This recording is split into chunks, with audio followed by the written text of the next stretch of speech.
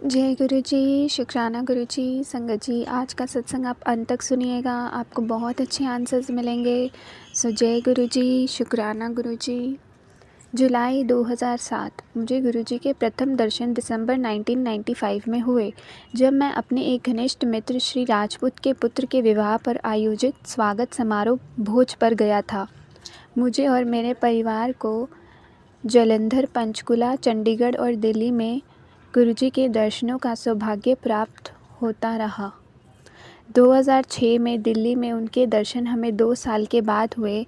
इस अवधि में हम उनके आदेश के अनुसार उनके पास नहीं गए थे। गुरुजी के साथ हमारे वर्षों के अनुभव से मैं कह सकता हूँ कि वह हमारे युग के सच्चे महापुरुष हैं। घटना 1994 की है, जब गुरुजी चंडीगढ़ में थे। मेरी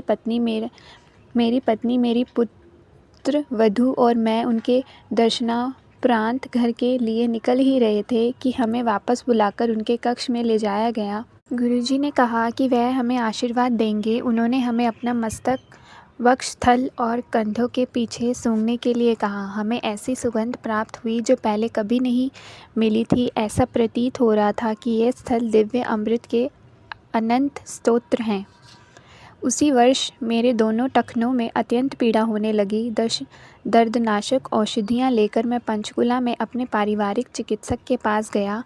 परीक्षण से पता लगा कि मेरे होमोग्लोबिन का स्तर 13 to 14.1 से गिरकर मात्र 7.2 रह गया था। टखनों की वेदना को भूलकर उन्होंने इस पर ध्यान देने का परामर्श दिया। चिंतित सेक्टर 34 में स्थित सिटी चिकित्सालय और पीजीआई में दिखाया, किंतु कोई लाभ नहीं हुआ। तो मैं दिल्ली के साउथ एक्सटेंशन क्षेत्र में स्थित एक हेमोग्लोबिन विशेषज्ञ के पास गया। उन्होंने अनेक परीक्षण करवाए और पता लगा कि मेरा ESR 105 था, जो अत्यधिक उच्च माना जाता है। कोई अन्य विपरीत लक्षणों के अभाव में वह मुझे एक चिकित्सालय लेकर गए, जहां पर स्थित मज्जा का परीक्षण होना था। जब हमें पता लगा कि ये रक्त कैंसर के लिए है, हम हैरान रह गए। उस शनिवार के दिन मेरे शरीर से 20 से अधिक सैंपल एकत्रित किए गए। परिणाम सोमवार की संध्या को पता लगने थे। मैं भयभीत था और मैंने चंडीगढ़ में अपने पुत्र को गुरुजी से मिलकर उनको स्थिति से अवगत कराने और मेरे जीवन के लिए प्रार्थना करने को कहा। आदरणीय गुरुजी ने मेरी पुकार सुनी और कहलवाया कि सब परिणाम अनुकूल आएंगे। उन 2 दिनों में हम अत्यंत चिंतित रहे। परिणाम आने पर हमारे और चिकित्सक सबके लिए अचंभे की बात थी। विशेषज्ञ ने 9 विटामिन निर्धारित किए और इस प्रकार मुझे प्रतिदिन 2 दर्जन से अधिक गोलियां और कैप्सूल खाने थे। अगले दिन मैंने चंडीगढ़ में गुरुजी की संगत में उनको विस्तार में बताया। गुरुजी महाराज ने मुझे सब करने के लिए कहा। मैंने उनके निर्देशों का पालन किया, किंतु दिल्ली में विशेषज्ञ को कुछ नहीं बताया। 1 माह के बाद जब मैं उस विशेषज्ञ के पास दिल्ली गया तो मेरी स्थिति में अत्यंत सुधार था। उन्होंने औषधियों की मात्रा आधी कर दी थी। अगले मास जब और सुधार दिखाई दिया तो औषधियाँ कम से कम कर दी गई।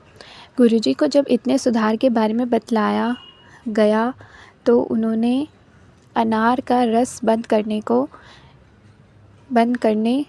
जीवन में आनंदित रहने और जब इच्छा हो विस्की पीने को कहा। उनकी दया से मैं उनके निर्देशों का पालन कर रहा हूँ और सामान्य जीवन व्यतीत कर रहा हूँ।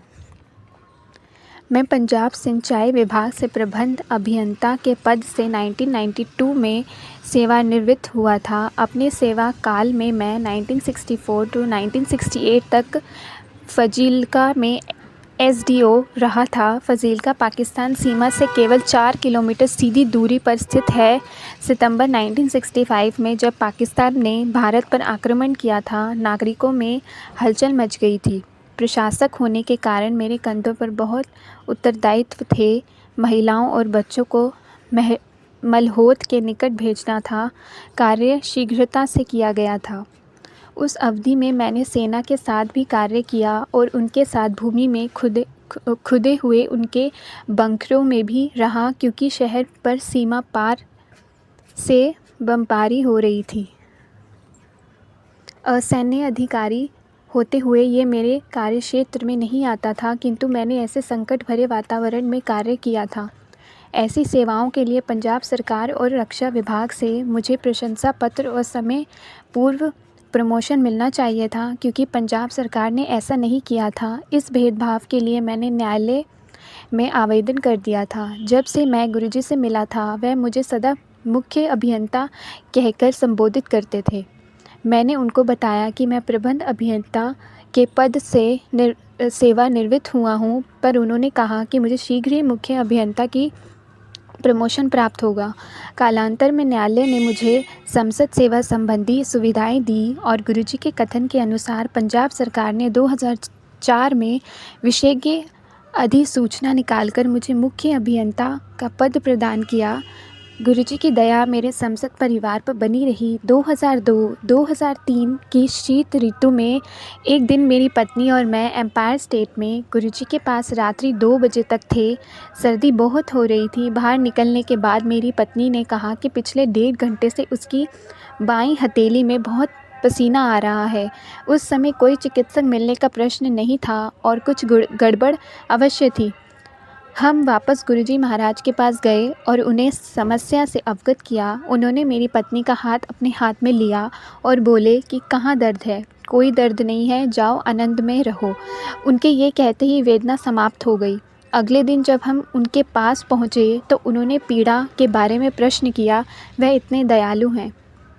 इस भौतिक और माया मोह के संसार में एक सच्चे महापुरुष का दिव्य आश्रय प्राप्त करना अत्यंत कठिन है। संतों के विस्तृत परिवार में एक को दूसरे से भिन्न करने वाले नियम तभी पता लग सकते हैं जब हम एक ऐसे संत के पास पहुँचे जिसके सदृश कोई और ना हो और वह ईश्वर के वास्तविक संदेश मानवता में फैला रहा हो। दूसरों के जैसे उसे धन और अन्य भौतिक वस्तुओं में कोई रुचि ना हो। वह अपनी असीमित शक्तियों का प्रयोग मानवता के कष्ट और चिंताओं को नष्ट करने में लगाएं। श्री गुरुजी महाराज ब्रह्मज्ञानी हैं, जो इस नश्वर संसार में भटके मनुष्य को सही राह दिखाने और मोक्ष प्राप्ति के सही मार्ग बताने आए हैं। हम भाग्यवान हैं कि हमने उनके बारे में सुना, उनसे मिलने का अवसर प्राप्त हुआ और उनकी कृपा से ही उनमें आस्था है।